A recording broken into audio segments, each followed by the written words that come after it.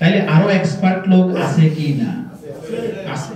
কিন্তু আমরা গর্বিত যে আমাদের একজন দিক নির্দেশক উনি ইসলামিক মাইন্ডের হয়েও হাটহাজারী বাংলাদেশের সর্বোচ্চ মাদ্রাসা থেকে পড়ালেখা করেও এই অ্যানালাইসিস করে এই ডেলিভারিটা দিতে পারে। তাহলে আমি শুধু আপনার তরফ থেকে একটা প্রশ্ন এখানে আসে নাই যে বিষয়টা হালাল কি হারাম, এটা ওনার জবাব দেওয়ার কথা হাদিস কালাম দিয়ে, যেহেতু উনি বিষয়টা বুঝে, আর যেহেতু উনি করে নিশ্চয়ই উনি হারাম জিনিস করে না। আমি শুধু আপনাদেরকে বেসিক একটা ধারণা দিই, একটা সিম্পল কনসেপ্ট দিই। সেটা হলো আপনি যেরকম আপনার কাছে অতিরিক্ত পয়সা হলে আপনি কিছু সম্পদ অর্জন করেন, সম্পদ কিনেন, সেটা হতে পারে গোল্ড, সেটা হতে পারে ফ্ল্যাট, সেটা হতে পারে বাড়ি, সেটা হতে পারে গাড়ি, তাই নয় কি? আপনার টাকাটাকে আপনি ওখানে বিনিয়োগ করে আপনার প্রয়োজন অনুসারে আপনি ওই গোল্ড বারটা আপনি আবার বিক্রি করে দেন মার্কেটে, তাই না? মার্কেটে বিক্রি করে দিয়ে আপনি যে অ্যামাউন্টে কিনছেন তার থেকে বেশি পয়সা দিয়ে আপনি মার্কেট থেকে ওই বেশি পয়সাটা নিয়ে নিচ্ছেন।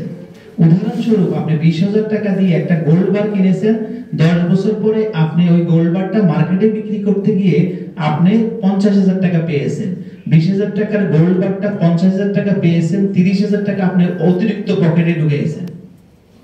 আপনার সম্পদ, ফিজিক্যাল সম্পদ অতিরিক্ত আপনি কত হাজার টাকা ঢুকাইছেন? 30,000 টাকা আপনি পকেটে ঢুকাইছেন। এই 30,000 টাকা আপনাকে কে দিয়েছে? আপনি তো গোল্ডের উন্নয়নমূলক কোনো কাজ করেন না, এখানে কিছুই করেন না, কোনো পরিশ্রমই করেন না, জাস্ট আপনি সিন্ধুকের ভিতরে ঢুকাইছেন, ওই সিন্ধুকের ভিতরে বাইর হয়ে আপনি এটাকে বিক্রি করছেন। তাহলে এই টাকাটা দিল কে? মার্কেট দিল। মার্কেটে একটা ভ্যালু বেড়েছে, আপনি এই ভ্যালুটা এক্সচেঞ্জ করছেন, তাই নয় কি? ওই টাকাটা, বাড়তি টাকাটা পকেটে নেওয়া আপনার কাছে এখন যেরকম একটা ধারণা হয়েছে যে এটা আমার জন্য জায়েজ এবং হালাল, এটা কি কোনো প্রশ্ন আছে? সেম থিং আপনি আপনার এটা ব্যবসা করেন, এখানে কোনো ব্যবসা হয় না, কিন্তু এখানে আপনি কিনছেন আর আপনি এটা বিক্রি করছেন, সেম জিনিস, একই জিনিস, কিন্তু সেম। আপনি এই যুগে এসে ফিজিক্যাল সম্পদ, যেহেতু আপনার সমস্যা আছে, কি সমস্যা আছে? আপনার সিকিউরিটি প্রবলেম আছে, কেউ আপনার থেকে নিয়ে নিলে সেই মালিক হয়ে যাচ্ছে। এখন ডিজিটাল যুগে এসে মানুষ এখন ডিজিটাল অ্যাসেট করতেছে, যে ডিজিটাল অ্যাসেটটা আপনি সিন্ধুকে না ঢুকাইয়া আপনি কি করবেন? আপনার পার্সোনাল ব্লকচেন অ্যাকাউন্টে আপনি নেবেন।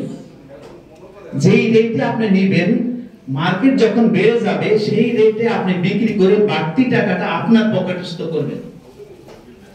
সেম থিং, সিন্ধুক থেকে বের করে বাজারে দিবেন আর ব্লকচেন থেকে বের করে বাজারে দিবেন, সেম থিং। আপনি ওই টাকাটা পকেটে নেওয়া হলো আপনার জন্য, আপনি বিবেচনা করেন। আর যদি অতিরিক্ত বুঝতে চান তাহলে হাদিস কালাম রেফারেন্স নিয়ে ওনার সাথে বসতে পারেন। আর কোনো প্রশ্ন আছে? দ্বিতীয় কথা হলো, বাংলাদেশের প্রেক্ষিতে আমি কুমিল্লার মাটিতে 1 বছর থেকে এই কনসেপ্টটা নিয়ে কাজ করতেছি, মানুষকে এক এক করে বোঝানোর জন্য। আমি একজন করে বুঝাইছি, আমি কখনো এত লোক একসাথে পাইনি বোঝানোর জন্য। আমরা বাংলাদেশের ইতিহাস গড়ব, বাংলাদেশের 1% লোককে আমরা আমাদের এই কনসেপ্টটা ক্লিয়ার করব। কত পার্সেন্ট লোককে?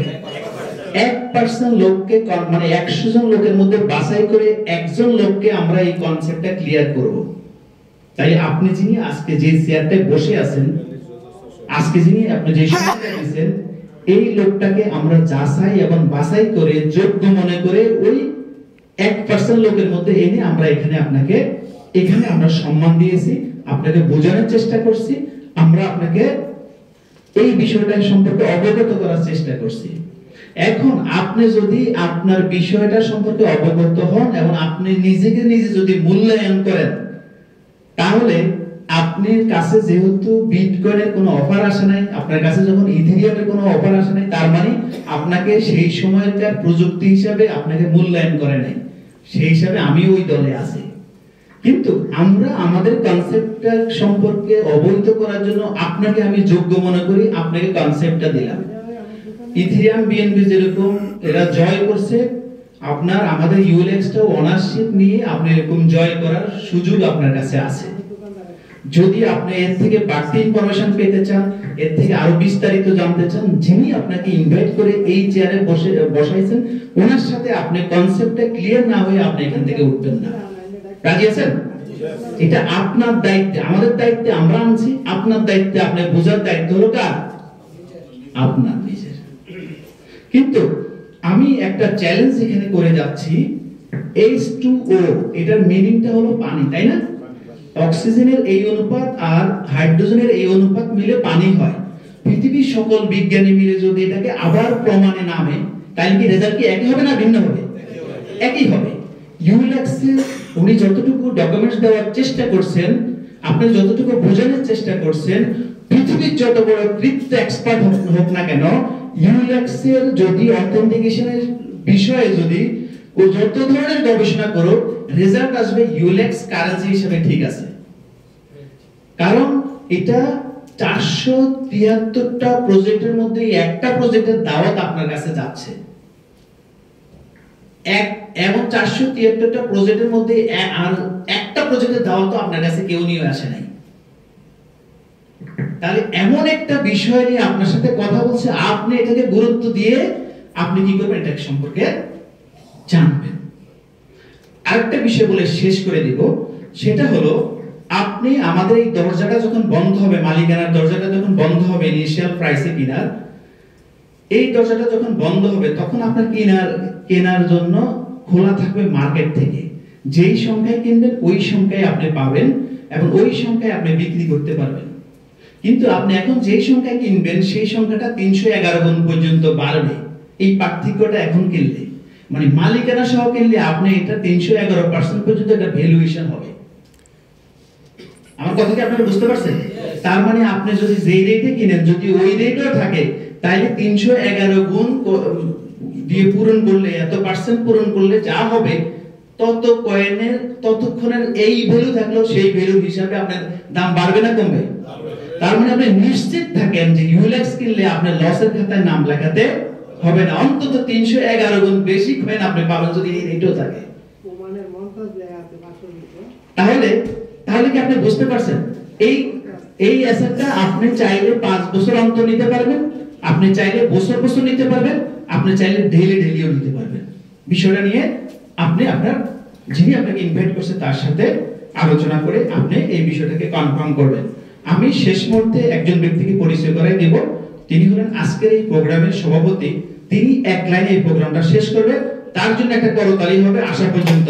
মিস্টার ইয়াসিন হোসেন ভুঁইয়া, তার সাথে আজকের প্রোগ্রাম যারা অর্গানাইজ করেছেন, তারা অর্গানাইজ কমিটি একটু ইয়েতে আসবে, অর্গানাইজ কমিটি একটু দ্রুত একটা ইয়েতে আসেন।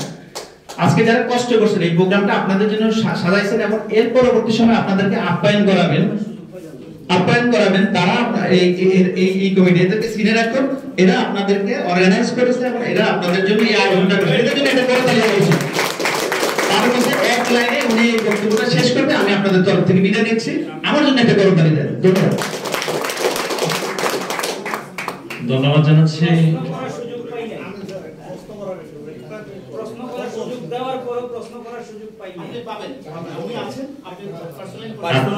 আপনার যে ক্লাস টাইম এবং খাওয়া দাওয়ার ব্যাপার আছে, এই কারণে পার্সোনালি আমাদের স্যার আছে, ইনশাআল্লাহ করতে পারবে, কোনো সমস্যা নাই।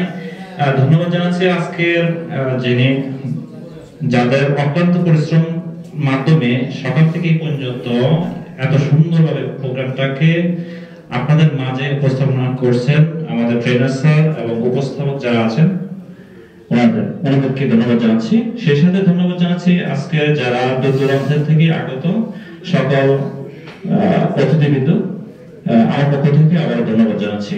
তবে আপনাদের বিষয় এখানে যারা বিগত সময় যারা কথা বলছে, তারা প্রত্যেকটা বিষয় সম্পর্কে ভালো ধারণা রাখে, এটা কিন্তু প্রমাণ করছে আপনাদের মাঝে, তাই নাকি? আচ্ছা, তো এখানে যারাই আসবে সবাই কিন্তু ভালো প্রিপারেশন এবং ভালো বক্সের সম্পর্কে কথা মানে ইনফরমেশন জানা লাগে, সেই বিষয়ে ওনারা কিন্তু আলহামদুলিল্লাহ প্রমাণ করছে। তো এখন আমি আর বেশি কথা না বলে, যেটা আমাদের দুইটা পার্ট, ফার্স্ট পার্ট আমরা প্রথম সেশনটা প্রোগ্রাম শেষ করছি, আর সেকেন্ড সেশন প্রোগ্রাম শুরু হবে আমাদের তিনটা এটা অংশগ্রহণ করতে পারবেন আমাদের পার্টনার বিন্দু যারা আছেন তাদেরকে নিয়ে। আর এখন যদি গেস্ট ওরিয়েন্টেড আছেন, আপনাদের জন্য খাওয়া দাওয়া অ্যারেঞ্জমেন্ট করা হয়েছে, আপনারা ইনশাআল্লাহ এখন আপনারা খাওয়া দাওয়া করবেন, আর যারা নামাজ পড়েন নামাজ পড়ে ইনশাআল্লাহ আপনারা খাওয়া দাওয়া করবেন। তো ধন্যবাদ সকলকে দীর্ঘ সময় থাকার জন্য। এবারে আজকে এখানে সমাপ্ত করছি। আসসালামু আলাইকুম।